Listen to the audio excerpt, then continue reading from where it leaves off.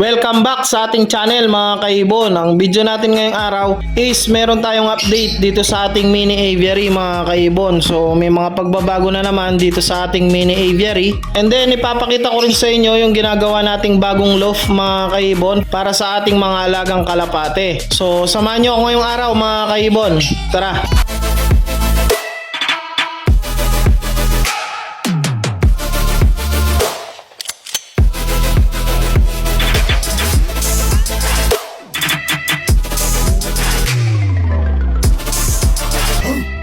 Ayun, welcome back ulit sa ating channel mga kaibon. So ang video nga natin ngayong araw is i-update ko kayo dito sa pagbabago na naman dito sa ating mini aviary mga kaibon. And then may ginagawa nga tayong loft mga kaibon para sa mga alaga nating kalapate. So ayun, unahin muna natin yung update natin dito sa mga alaga nating African lovebirds mga kaibon.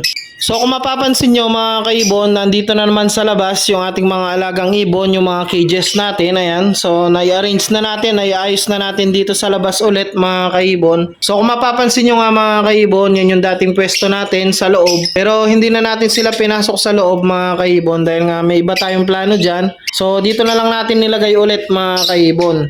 So ang reason naman natin kaya nilabas natin ulit yung mga cages natin dun sa ating pet room mga kaibon. So kung matatandaan nyo nung mga last video natin, so nilipat nga natin to dun sa pet room mga kaibon. So ang nangyari kasi dun mga kaibon dun sa pet room, so parang hindi masyadong komportable yung mga ibon natin, and then may mga namatay tayong ibon. So isa na dun yung parrot natin mga kaibon, si Marco. So halos ilang buwan pa lang sa atin yon mga kaibon, yung alaga nating green chick conure na hand feed. So bali nagkaroon siya ng problema mga kaibon, na aksidente nga siya dun sa mga laruan niya. So mapapanood nyo naman dun sa last vlog natin kung anong nangyari dun sa ibon natin.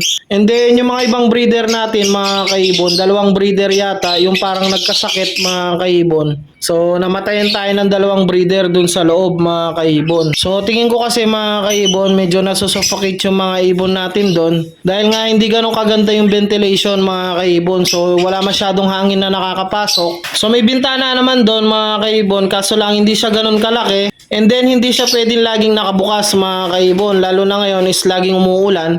Kaya nakapag-decide tayo mga kaibon na ilabas na lang ulit sila. At least dito mga kaibon, presko yung mga alaga natin. So may pwesto naman sila dyan mga kaibon. No? So hindi na natin sila pinasok ulit doon mga kaibon dahil nga may plano tayo doon. Papakita ko sa inyo mamaya. Kaya dito na lang sila nakasetup ngayon mga kaibon. So hindi na rin tayo masyado mag-aalaga ng ganong karami mga kaibon. So mag-aalaga na lang tayo yung medyo magaganda talaga mga kaibon. Bali ang mga natirang breeder sa atin dito mga kaibon, ayan yung mga lutino natin. Syempre hindi natin tatanggalin yung mga lutino dyan. And then may mga project tayo dito na split dan mga kaibon.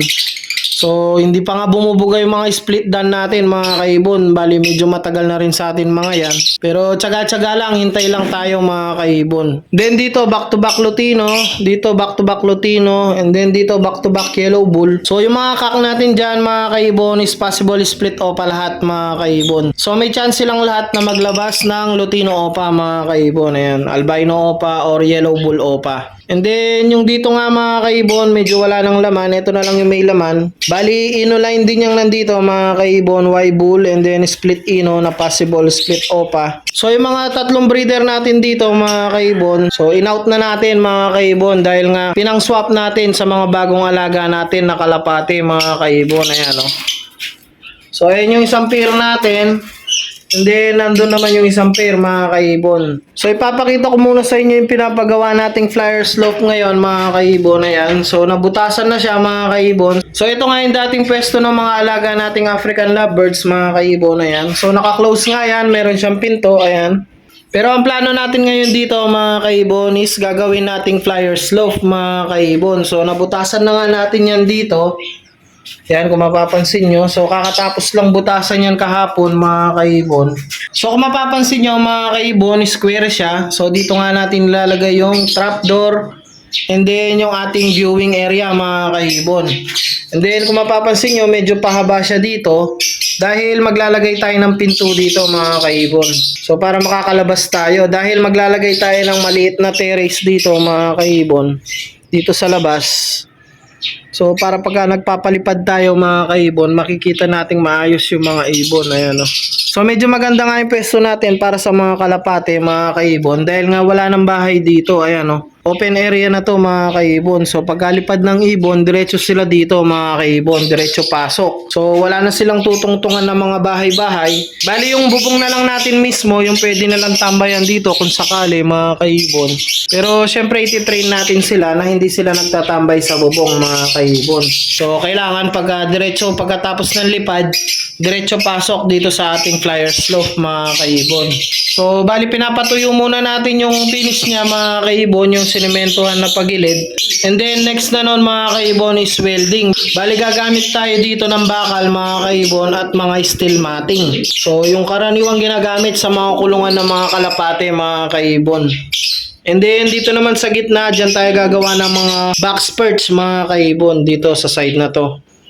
Bali may dalawang breeder na tayo dito mga kaibon, ayan. And then yung sa baba, so nandun muna yung isa dahil nga may itlog sila mga kaibon para hindi sila masyadong may stress dito.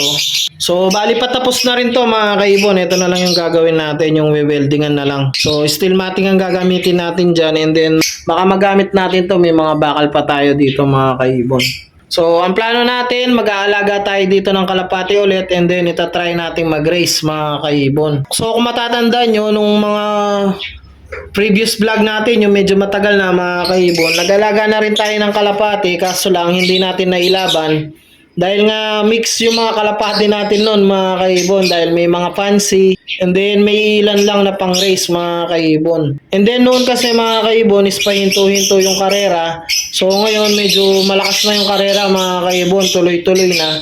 Kaya ngayon susubok tayo sa pagre-race ng kalapate mga kaibon para maiba naman yung ating ginagawa mga kaibon.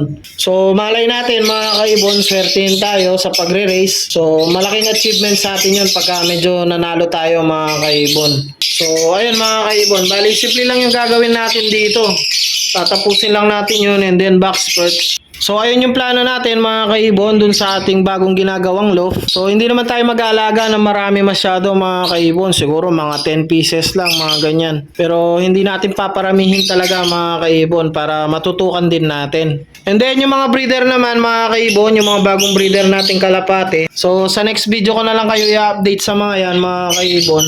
So ipapakita ko sa inyo isa-isa and then kung saan sila galing and then kung ano mga linyada nila mga kaibon. So bali hanggang dito na lang muna yung video natin mga kaibon. Ito na yung mga update natin dito sa ating mini aviary. So update ko na lang kayo ulit pag may pagbabago na dun sa ating loft. So hanggang dito na lang muna mga kaibon. Huwag nyo kalilimutang mag-like, share and subscribe. And i-click nyo na rin yung notification bell para updated kayo sa mga susunod pa nating videos. So happy breeding sa inyo mga kaibon and ingat!